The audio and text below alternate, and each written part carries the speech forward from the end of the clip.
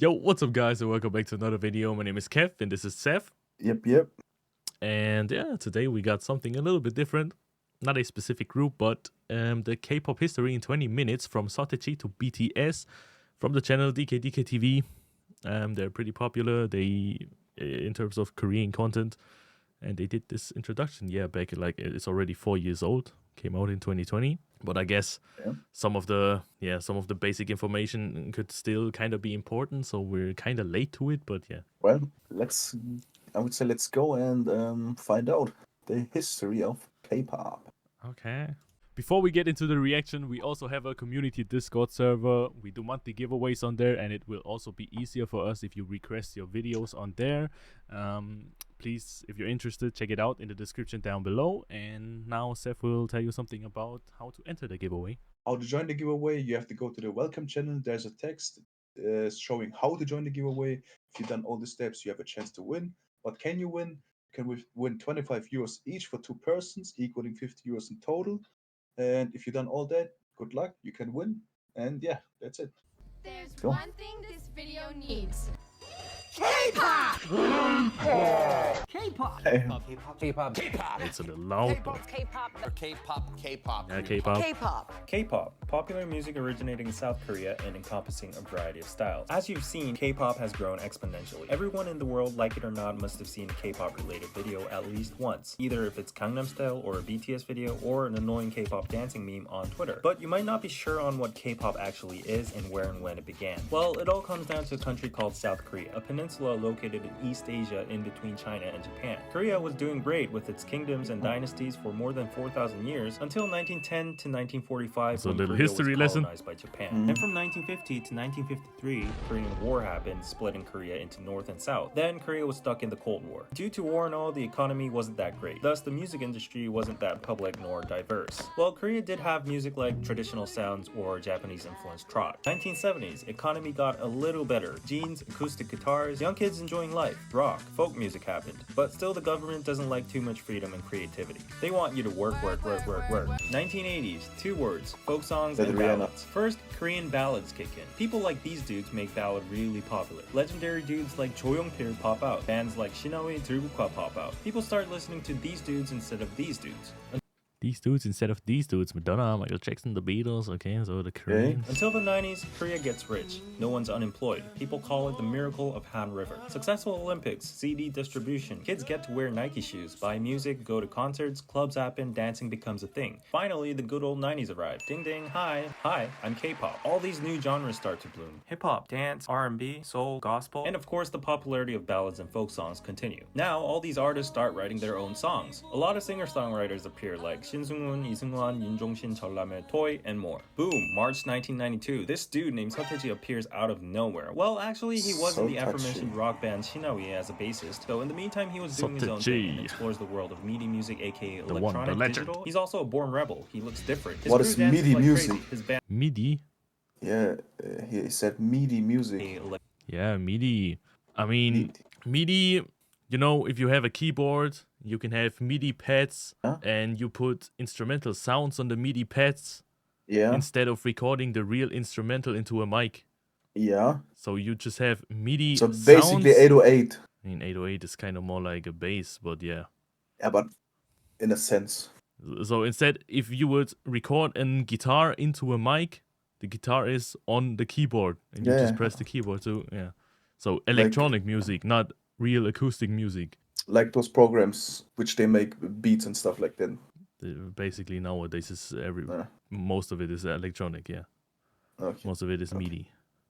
Digital. He's also a born rebel. He looks different. His crew dances like crazy. His band SeoTaiji and Kids released an album called SeoTaiji with a title song called I Know. They just sweep all the existing awards out there. Similar groups like Deuce might be competitors, but SeoTaiji and Kids and their songs and performances change everything. Critics claim 1992 is the most important year in Korean pop music history. He destroys genres like trot, ballad, and folk music. They released 4 albums afterwards until 1996. He mixes up hip-hop and traditional music in Hayoga. He also likes techno and even uses heavy metal rock in Classroom Idea, criticizing the Korean education. I think BTS also covered this song, just a random thing.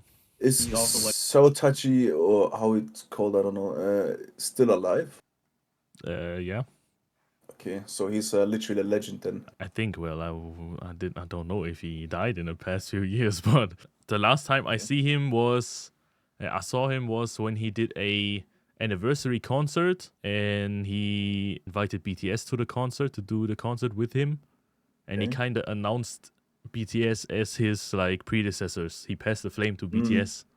Okay, nice, So nice. yeah, that was the last thing I saw him at. Yeah, Nice thing he to should do. be still alive. Yeah.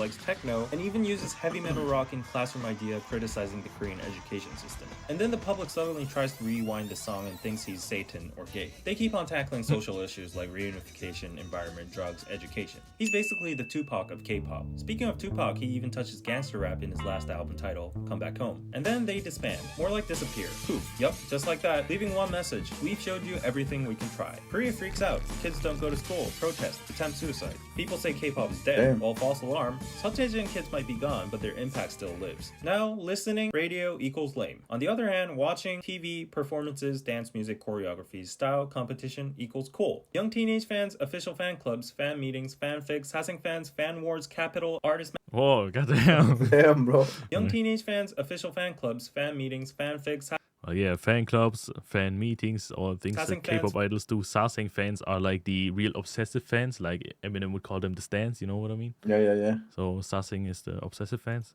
Fan Wars, Capital, Artist Management. It was like a cult, Sussing. and SeoTaiji and kids were their idol. On the side, the tornado dance from I Know was the first dance choreo that went viral. Now, corporates see money in K-pop and idol businesses. Samsung, Doosan, Hyundai, LG, Daewoo, Lotte all make their own Yeah. record companies and labels. Competition Such a begins. big Huge names. investments flow from their mother company. Ambitious scouting, projects, new market, but no system yet. Expenses overissued, no transparency, business based on few inner circle connections. Result, obviously, all gone in a few years. Big failure. But then there's DSP. The founder Lee Ho-yeon had some actual experience managing big artists like Taejina, Yoo-hyul, Shimshin, and Sobangcha. Sobangcha was actually close to an idol group model way before SeoTaiji and Kids in 1987. However, their music was more trot-based and had very simple dances, thus not as impactful as an idol group like SeoTaiji and Kids. Anyways, Lee Ho-yeon, who had the experience, makes his own label DSP in 1991. Wasn't really successful during the SeoTaiji era. Then in 1996, launches a group literally called Idol that initially had decent popularity, but gets demolished by SM Entertainment's H.O.T. 1996 and H.O.T. debuts.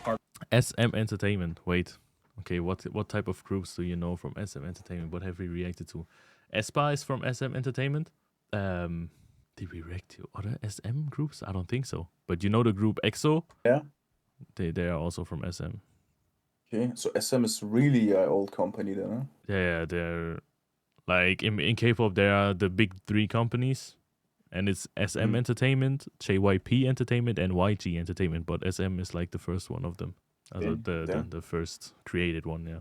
But gets demolished Crazy. by SM Entertainment's H.O.T. 1996 and H.O.T. debuts. Hardcore rap, distinct fashion, and H.O.T. hairstyles. Criticizing society. Those H.O.T. is hairstyles, made though. by today's famous SM Entertainment. Founded by Izuman, in short, SM. Starts as SM Studio in 1989, then reforms into SM Entertainment in 1995. SM develops a systematic idol training system and earns huge success with H.O.T. DSP gets mad. 1997, they throw out Sex Kids. SM activates their trap card. Sex Girl group Kids. S.E.S debuts in December 1997. And then DSP says, well, actually, no, IMF says, everyone hold your fire. Korea will be entering the economic crisis. People lose jobs, businesses go bankrupt, half of the entertainment labels shut down, TV music programs get canceled. People are struggling. They're jumping off bridges, so they aren't really cool or interested Dang, bro. about idols. Well, 1998 comes. SM be like, the show must go on. Pops out Shinhwa. DSP says, hold my beer. We present you Finkel. At this point, SM and DSP is the Marvel and DC comics of this era. H.O.T. versus Sex Kids, S.E.S versus Finkel, Shinhwa versus G.O.D. Well, G.O.D. was actually produced by a third company called JYP and wasn't actually the typical dance idol group, but I'll get to that later. Each company and group shares the trophies and awards around music shows turn after turn, and of course on the way there were other groups like Baby Vox, Chakra, Cleo, and talented solo artists like Yoo Seung-jun, Park Ji-yoon, Lee Jung-yeon as well. Looking back, we now call this era the first generation of K-pop. Meanwhile, you might be wondering, whatever Of the styling of the people back then changed dramatically. Yeah. artists like Yoo Seung-jun, Park Ji-yoon, By Look the at way, all Park those Ji-yoon, hairstyles. Park Ji-yoon, also like really old school because she's really early in there, but she's featured on an album from RM, I think from 2022. Okay, crazy.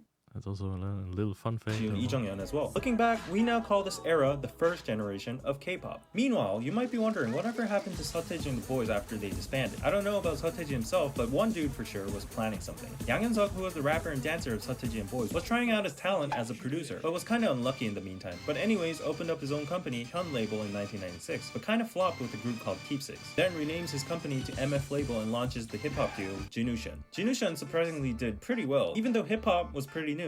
Yang Hyun-suk was well known to have an influence and background in hip-hop dance and music. He was spotted in Itaewon dancing all the time before his debut dates. So this background and success with Jinushan led him to reform his company into YG Entertainment and launched another YG, of course, popular for now Baby Monster that we watched, and Blackpink, and Big Bang, and 2NE1, but you don't know the group, I think.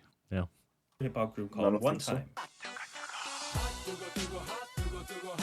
First generation of K-pop was sparked by SeoTaiji and boys. Everything got systematic, like the trainee systems and all. Groups with crazy hair, crazy fashion, and dance music. K-pop still kinda strange, new, but popular to the public. Kinda trying to imitate American pop. While corporate-backed labels died with the IMF crisis, labels with professional music background become big, like DSP, SM, and YG. It was the opening, a door to a new era, to the 21st century. Second generation begins. Wait says 1.5 gen. On the conversion to second gen, there is a transition stage. Surprisingly, a lot of solo artists who sing ballads, R&B, and groups that do ballads or rock become super popular. Song Shikyung, Hee-sung, Vibe, MC The Max, Buzz, The Cross, BOS, SG Wannabe. Then where'd K-pop go? While many talented solos were there to bridge the transition.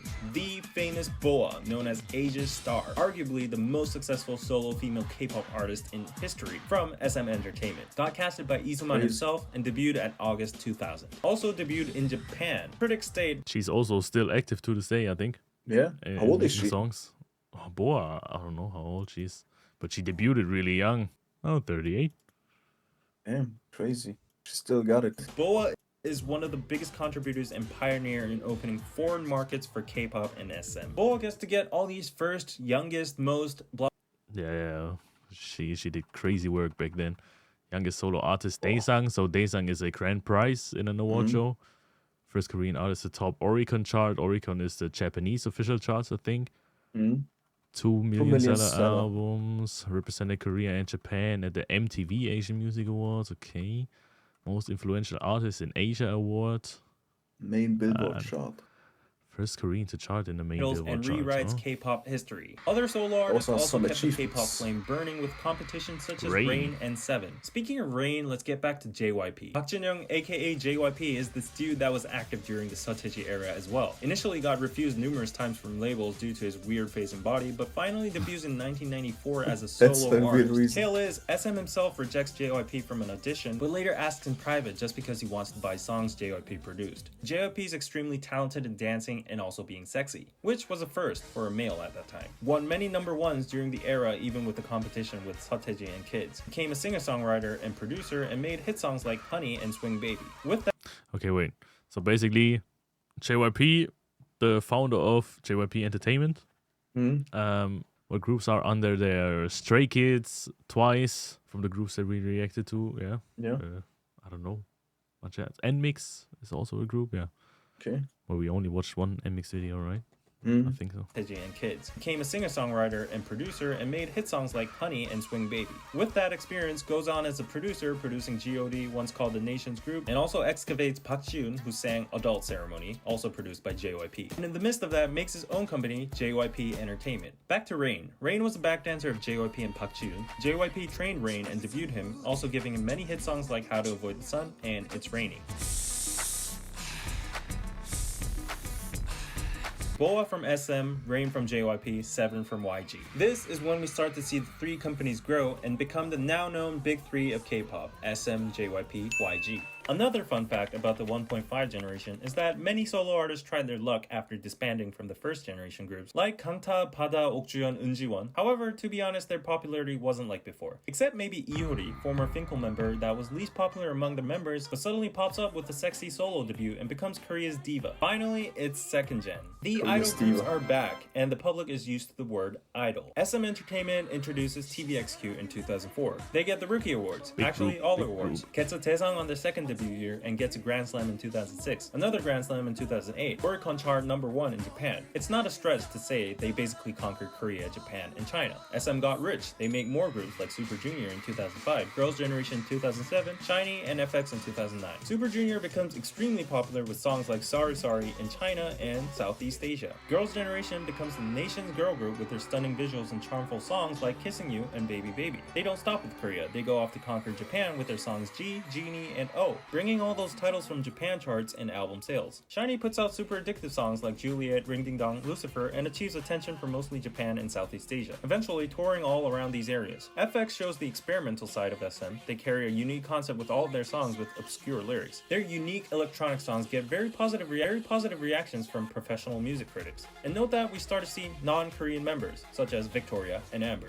With all these groups, SM is now all over Asia. Now, SM might be big. No group could rival TVXQ, but here comes a big group, Big Bang. Big Bang. Big Bang from YG Entertainment is a little different. Debuted in 2006 as 5 members from a real survival program conducted by Yang Hyun-suk himself, Big Bang places its roots into hip-hop. 2007, they released their EP Always with the song Lies. This song was so big that it made them escalate to the top immediately. Then major hit songs after hit songs like Last Farewell, Haru Haru, Red Sunset make them the unquestionable #1 group in Korea. They go on doing solo work, Japan activities, world tours, sweep awards, pointless to list achievements. They go on further with their career with mega hits like Blue, Fantastic Baby, Loser, Baby, Bang Bang Bang. Big Bang becomes the most popular, influential, listened to group. No male group can rival them in the second gen except maybe early TVXQ. The biggest point that differentiated them would be that the general public, including men, loved Bang, and sang bro. most of their hits. It comes familiar. Did I see a song of them back then? Yeah, Did you show me one? yeah. Okay, then maybe I Way back then, was Big Bang still really popular? Like, yeah, 2017, I guess, around that time, was it? okay. And You also showed me one of- G-Dragon is from Big Bang. G-Dragon, yeah. we just watched G-Dragon, you know? Yeah, yeah. Huh. That short clip of a song right there where I have seen it was of that song which you showed me, right? Achievement. They go on further with their career with This mega one. hits like Blue, With the crown and stuff. I Sweep think. awards, pointless to list achievement. They go on Yeah, further that's also from a This comes pretty familiar. popular song. with a career with mega hits like Blue, Fantastic Baby, Loser, Baby, Bang Bang Bang. Big Bang becomes the most popular, influential, listened to group. No male group can rival them in the second gen except maybe early TVXQ. The biggest point that differentiated them would be that the general public, including men, loved and sang most of their hit songs. Big Bang's leader G-Dragon produced most of these mega hit songs, not to mention his successful solo work, and lives as the biggest Korean fashion, music, and trend icon to this day. So who is Girls' Generation's rival then? In YG Entertainment, probably 21. 4-member group debuted in 2009 with a very different concept, strong female image. Releases mega hits like Fire, I Don't Care, Go Away, Lonely, I Am the Best. They were the best, ranked as one of the best K-pop groups of the past decade by Billboard, and a female group that finally offered an alternative concept from the traditional pretty cutesy girl group stereotype. Girls' Generation and 21 weren't rivals in style because they were so different. However, the two groups were huge and probably the most successful girl groups in second-gen K-pop history. Speaking of girl groups, we have to go back to JYP because JYP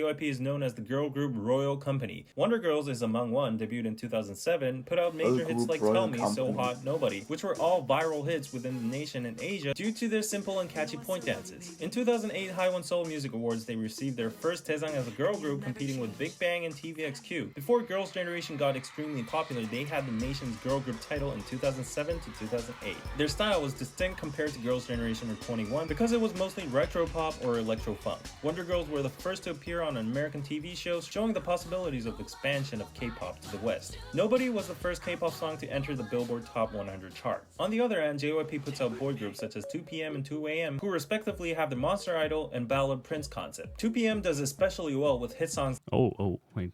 2 p.m. and 2 a.m. Wait, I thought, what's going I think J-Park was a member of 2 p.m. or 2 a.m. I don't know, is this J-Park? It doesn't look like it. Okay. I don't know. 2 a.m. 2 p.m. and 2 a.m. and under the same label or like with the triple S AAA and S.E.S, the other. So they are not the same group. They are two different groups. To enter the Billboard Top 100 I don't know chart. much about On the them. other hand, JYP puts out boy groups such as 2 p.m. and 2 a.m. who respectively. But yeah, he said he put out But boy groups 2 p.m., 2 a.m. it's weird because it is 2 a.m. and 2 p.m. sounds like with the S.E.S grouping names. 2 p.m. probably for different concepts, you know. 2 p.m. is like, is it noon? I don't know what you call it. And 2 a.m. is real late night. So maybe more darker party concept or something. I don't know. Okay. We have the Monster Idol. Yeah, that 2 p.m. Monster Idol concept. And Ballad Oh, and 2 a.m. is the soft concept. Ballad Prince, okay. Prince concept. 2 p.m. does especially well with hit songs like 10 out of 10, Again and Again, and Heartbeat, also becoming a sensation in Korea and Japan. Here we see Nickun, a member of 2 p.m. from Thailand, showing that K-pop is surely expanding beyond China and Japan. Now, it would be safe to say that the second gen of K-pop was led by the mentioned groups. There are other groups such as 4 Minute who made a strong impact and shift on the concept of girl groups. Then there was Kara, produced by DSB, and were known as big competitors to the Wonder Girls and Girls' Generation. Japan went crazy over them. Everyone knew their songs and choreographies like Step and Mr. Now, can we move on third gen? Well, maybe yes or maybe no. Some people draw the line by 10 years, as in 2000 to 2010. Some experts draw the line by sudden inflation and saturation of groups. A lot of groups start to pop up, like Beast, M Black, C, and Blue, B1A for Block, BBAP, B2B, VIX, Infinite, Teen Top, US, and more. For girl groups, After School, Tiara, Rainbow Secret, Miss A, 9 Muses, Girls' Day, Sister, A-Pink, ESID, AOA, and more. So the groups that debuted in the late 2000s and early 2010s are tricky to categorize. Plus, from this point on, please don't hate me for not going in depth of every single group or missing some of them, because that would change the title of this video to K-pop History Explained in 200 minutes. But if we were to say there was a dominant group of this transition era, it's EXO. EXO debuts in 2012 in two groups, EXO-M and EXO-K. Another experimental approach from SM trying to divide and expand markets. Anyways, EXO wins, tops, and grows. China is basically EXO's. EXO has the biggest and also most notorious fandom in Korea. That's how much people love EXO. They put out hit after hits like Growl, Overdose, Call Me Baby, Monster, Loto. Their only rival might be the still yet hugely successful Big Bang. And then they slowly opened the doors to third gen. Now, these are some of the characteristics of the third generation of K-pop. 1. Mass inflation and red ocean of idols, saturated market. 2. Globalization as a norm, catching the global audience is a must. 3. Idol audition survival programs. Because of the red ocean of idols, naturally the mass public begins to dislike K-pop idols due to lack of creativity, overlapping concepts, and exhaustion of idol music. This is when the public starts to divide the term idol with artist. Many major TV audition programs become popular looking for real talented singers and vocals rather than visually appealing dance-based idols that only get to sing a few seconds in one song. Well, this is what the public thought at that time. I know there are exceptions among idols too. Oh yeah, in the meantime, in 2012, the worldwide viral... Yeah, that's common. I know there... That's common in like Korean. There are also, like, as he said, survival shows. And their trainees go there and hold an audition in front of trainers. And they get ranked into S tier, A tier, B tier, C tier, whatever. And then they gotta work their way up. And in the end, they maybe can become a group. I don't know. There are exceptions among idols too. Oh yeah, in the meantime, in 2012, the worldwide viral hit Psy's Gangnam Style happened, getting the once most viewed video on the planet, thanks to its addictive, hilarious dance and beat. It got a number 2 on the Billboard Hot 100. Destroyed this YouTube was back then, the first dude. time that the entire world notices a country called South Korea and K-pop. Even like So many views. At our old school, there was one disco night per year. Yeah. I don't know if you remember. And 2012, when Gangnam Style came out at the disco night, I swear it played like 24/7. Everyone was dancing to Gangnam Style. This is one of the most viral videos ever existed on YouTube, bro. It's crazy Yeah. to think about it. Yeah. How many views? Like almost 2 billion right now? I think it's almost at 4. 4 already, bro. Then I'm really behind. 5.3. Never mind. Bro, he ripped that shit open, dude. Yeah, it's crazy, bro. It's crazy. Damn. And Billboard Hot 100. This was basically the first time that the entire world notices a country called South Korea and K-pop without having to mention nukes and this dude. And that's North Korea, by the way. In the third gen, despite the influx Also of put idol K-pop, groups, like, the only ones that survive are groups that have Worldwide, amazing dude. Like with his Gangnam Style song, he put K-pop all over the world. It's crazy. by the way. In the third gen, despite the influx of idol groups, the only ones that survive are groups that have amazing music quality or musical talent or something different. Because the Korean market is so small and saturated, it now becomes a norm to have at least more than one global English-speaking member in the group. This member usually is in charge of speaking during overseas interviews and tours. Not only member-wise, but marketing and music-wise, the attempts become more globalized too, testing out new markets such as South America. In the meantime, the public and entertainment companies want a system to get the best quality idols out there, and that is by following the TV trend by making TV audition survival programs with worldwide contestants. This system allows idols to gain publicity even before debut and also verify popularity and talent. Although audition programs such as Produce 101 to Produce X have been extremely popular, it got caught in a corruption and manipulation issue recently, which likely put out the credibility and support towards these survival programs. Now, to name a few groups that are leading the third generation currently, definitely the girl group Trinity, Twice, Blackpink, Red Velvet. JYP's girl group Twice has earned the absent nation's girl group title since Girls' Generation, along with major hit songs that dominated Korea and Japan mostly, like Cheer Up, TT, Knock Knock, Likey, and Fancy. Interestingly, these girls were also a result of an audition program called 16. IG's girl group Blackpink has the record of most YouTube views, 56.7 million in 24 hours, with its Kill This Love music video topping Ariana Grande. Their music videos have this... I mean, yeah, it's kind of an old record, but it was the record back then, yeah. 1.1 billion views at the time of the recording of this video. Yeah, Blackpink's Do-Do-Do. That's their most viewed video, I think. That's crazy, bro. Holy. Not to shade any Blackpink fans Kill here. This Love music video topping Ariana views. But nowadays the most YouTube views in 24 hours is BTS's Butter, I think, with over 100 million views. 100 million in 24 hours. Yeah. Are you mad, bro? Then since Butter, I don't know when it came out. Was it 2022 or 2021? But yeah, since then, I don't know. No one beat it. Not even BTS themselves could beat this record anymore. How would you beat it, dude? In 24 hours, 100 million views. Wow. No.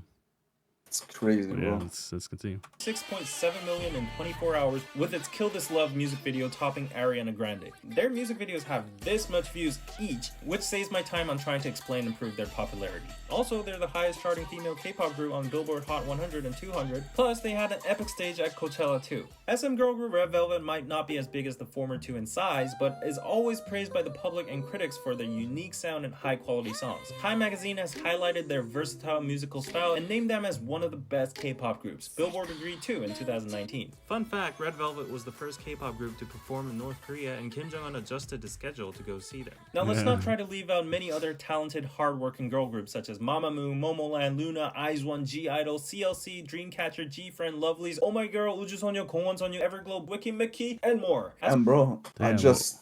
Wait.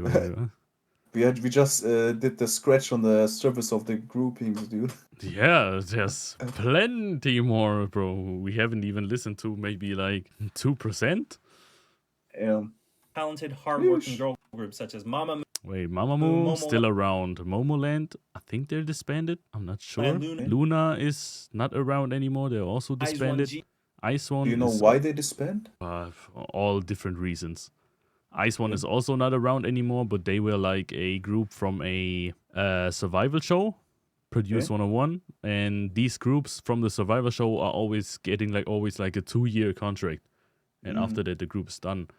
So now, for example, in IZ*ONE, her name is Sakura, and her Chaewon, they both are in Le Seraphim now. Okay. And for example, her Yujin I think is her name, and her Wonyoung, they are in IVE. We just listened to IVE yesterday. Yeah. And some of them are now popular solo artists, like these three, and the other ones, I don't know much about them. Man, at least they found their way in still after those 2 years contracts. Yeah. It's good to see. So it's basically like a Kickstart group. I don't know. G.O.D. G.O.D still around. CLC is also not around anymore. Dreamcatcher, of course, we know them. G-Friend is not around anymore. How many are around anymore? Lovelyz, I don't know about them. Oh My Girl, I don't know about them, but I think they're around. And I think they're around as well. I don't know, Goon Songyo or however you call them. Everglow, I think, is still around. Wiki Mickey, I don't know. Mickey, and more. Oh, As for boy there's groups, too it's many. hard to pick a definitive Yeah. popularity or impact, but just to name a few, 17 NCT GOT7, Winner, Icon, Fuck. Oh, dude, so many popularity groups. or impact, but just Okay. to name a few, 17 17, yeah, of course, still No. around. and NCT is still around. GOT7 is, I guess, still around, but not official anymore. Okay. It's kind of weird. GOT7, Winner, I don't know if Winner is still around. That's also interesting. Winner, Icon, Icon, they should be Monster around. X. Monster X, I think, should also be around, but I That's haven't heard Monster from X. them in years. Dude, I read Monster X, bro. What's Monster X? Yeah, I read Monster X. Monster X.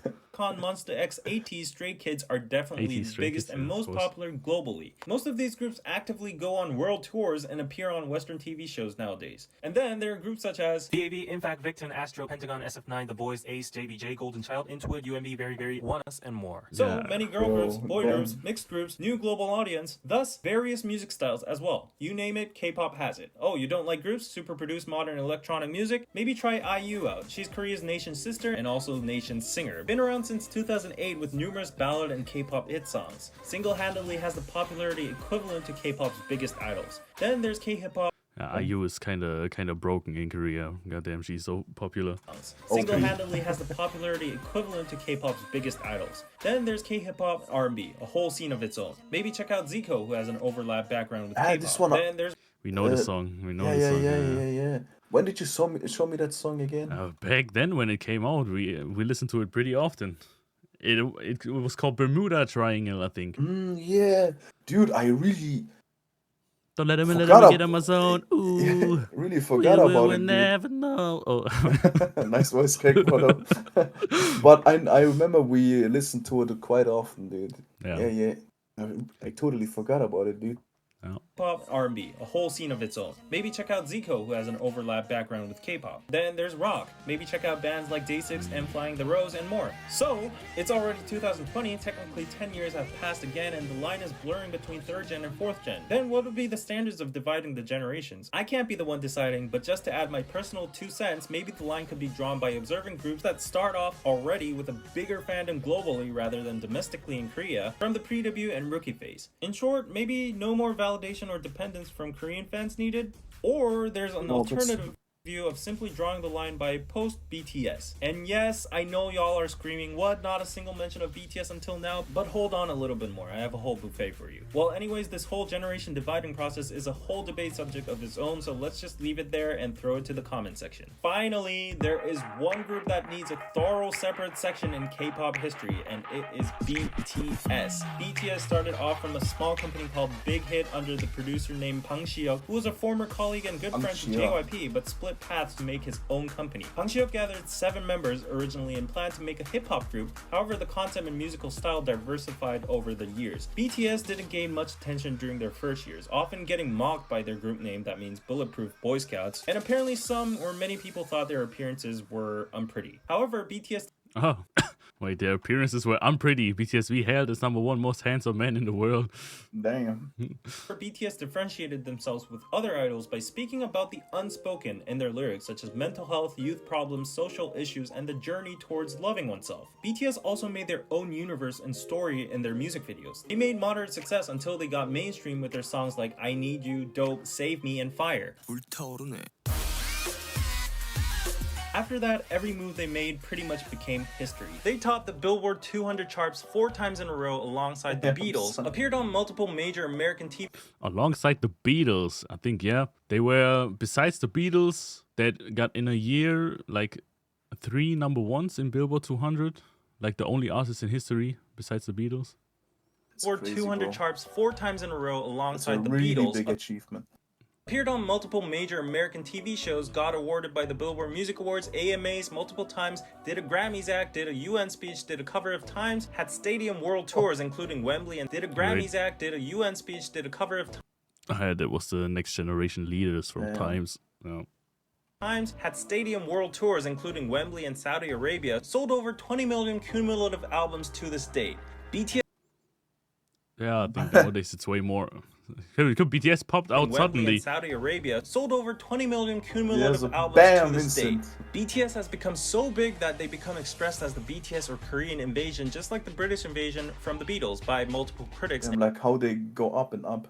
2019, they were basically right behind Drake in terms of sales. Many point out that it's even more significant regarding the fact that BTS's music and lyrics were not in English but in Korean. Also started off as underdogs in the K-pop industry itself, struggling without the support of big capital nor media. In the meantime, there might have been attempts to compete with BTS, for example, SM making their own Avengers by combining members from existing successful groups like SHINee, EXO, NCT into a collaborative single group called Super M. Well, they did get a #1 on Billboard 200, but many people criticized the method of bundling issues in the process. However, industry-wise, it was a fresh attempt that never happened in K-pop history, trying to officially combine members from different groups into one with an agenda to make success in the American or global market. And it is these new attempts that fuel K-pop to go further on. Anyways, back to BTS, it's not an overstatement to say that BTS is probably bigger than all of K-pop combined at this point. However, from SeoTaiji to BTS, many groups existed, and every time records were broken. There was the stage where SeoTaiji was with BTS.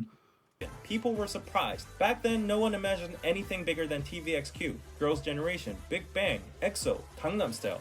But here we are. K-pop is still evolving. The market is getting bigger and it's becoming more well-known all around the world. So it's definitely going to be interesting to see what happens in the future of K-pop.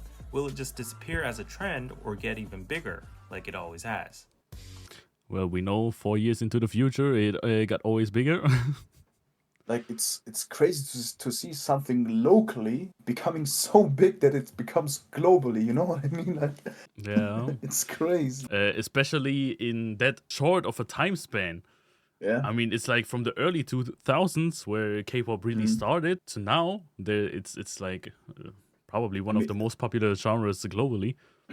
I mean, you can maybe the lifespan of K-pop is maybe like, I mean, the modern K-pop 20 years around that, like you said, from 2000. I guess. And if you compare to other genres like I don't know, normal singing stuff like normal pop has been around pop, a long time. Really long time. And how if you compare the popularity charts by time and how quick they grow, I mean, I feel like they really broke some really big records. Yeah, I think K-pop got a really nice timing in becoming popular while internet is getting more available. That's true. Internet is also a thing. Maybe back then, if internet would be more of a thing, then yeah, true. Yeah. Could have also popped out. But I mean, if internet was like nowadays was around when Michael Jackson was around, I think he would be a different kind of breed in terms of popularity. Yeah. Okay, if you take Michael Jackson's high peak time and would put the modern internet on this time period, then I'm pretty sure it would be insane too. Yeah. But as for now, we can just speak of now, and I can say, yeah, BTS really did insane things, bro. Like overall K-pop and getting it such a big space globally that everybody can listen to and everybody do listen, and it becomes such a big fandom. It's crazy to see. Yeah, true. But I also kind of feel like that BTS, or not BTS, K-pop as a whole has been kind of stale. Also, it's interesting to see that people put BTS like the front line of K-pop. Like if you say BTS, that's K-pop. You know, BTS is K-pop. That's how I mean, people that do not listen to K-pop maybe get an understanding of K-pop through BTS. Yeah, people that didn't listen to K-pop have heard of BTS at least. I mean, even my parents, even my uncle knows about BTS, but that's just crazy. from radio. Not that I even mentioned them, but yeah. I wanted to say something, but now I forgot it. Yeah, I wanted to say that I feel like K-pop is kind of been not stalling. It's been stale. It's been like the same type of popularity since, I don't know, maybe 2021 or 2022. I haven't really seen much in terms of popularity or like the album sales of the groups or the views go up. So I think it's kind of, maybe it has found its place in the world now, and it will stay like that. But I don't know, maybe if BTS comes back, something can change. I don't know. I mean, it became so big, it's hard to put more into a full balloon, you know? Like, Yeah, for now, I think every, as a technical human being that has access to the internet, should have heard about K-pop at least once. A song or yeah. a little video or something on Twitter or on Instagram. I But mean, yeah, let's see. I mean, like you said, BTS is has to come back yet, still again. and also nowadays people don't really like referring to BTS as K-pop since Yeah, I BTS heard are that. technically still Korean and do pop music, so Korean pop. I Yeah, don't but know, you, people don't like to put BTS in the K-pop box since they're really doing their own stuff and are artistic. It's just yeah, artists, you know. yeah, but you gotta be true to it in some sense because they started with K-pop. They made it popular and more popular than it was before. So saying they are not K-pop, I Yeah, mean I'm just they saying. I'm are just saying that's artists. what people are saying. Yeah, but they are artists, and I don't know. It's still K-pop in some sense. For example, BTS's solo music, like Jimin or JK, and all the songs in pure English, and they are just pure pop songs. It has Yeah. basically no elements more of K-pop, maybe except for the dancing. Mm. But yeah, I guess that's kind of why people say, okay, BTS. I don't know. We don't want to count them as K-pop anymore. But then Yeah. again, the whole K-pop industry and the whole K-pop fandom is only toxic to BTS, and I don't know why, but yeah, it's just what I it mean, is. I can see why in some way. I mean, if someone or something becomes so big, it's like potentially growth. You know, if you have big fandom, but you have also a bigger hate fan Of base. course, the Yeah, more you know, popular you get, the more haters you get. It's a standard. But like still, BTS came up from K-pop, made K-pop what it is today, and even the groups that came up after BTS, because of BTS, the fandom of the group hate BTS. I don't know. It's kind of weird. But still, we don't want to get into it. It's just an overall K-pop history lesson. I don't know. Maybe you understood more because in terms of the generations and how K-pop Yeah, yeah, yeah. started and where they got influence from. It's nice to follow up everything. The older groups that paved the pavement in a sense, and Pave the made pavement. you know like they they were the first ones to do it, and they just motivated another generation, and it became such a big thing that everybody almost on this planet knows. I mean, such respect to it. Yeah, there's nothing more to say. Just to respect it and to see it grow more, maybe bigger Yeah, than this. we'll see in the future. I don't know. Yeah, okay, that's it for the video, I guess. Thanks for watching again, and don't forget to like and to subscribe. Please also check out our Discord server. We do monthly giveaways starting every 15th of a month. You can win a little bit of money. Yeah, we'll see you in the next one. Thanks. See.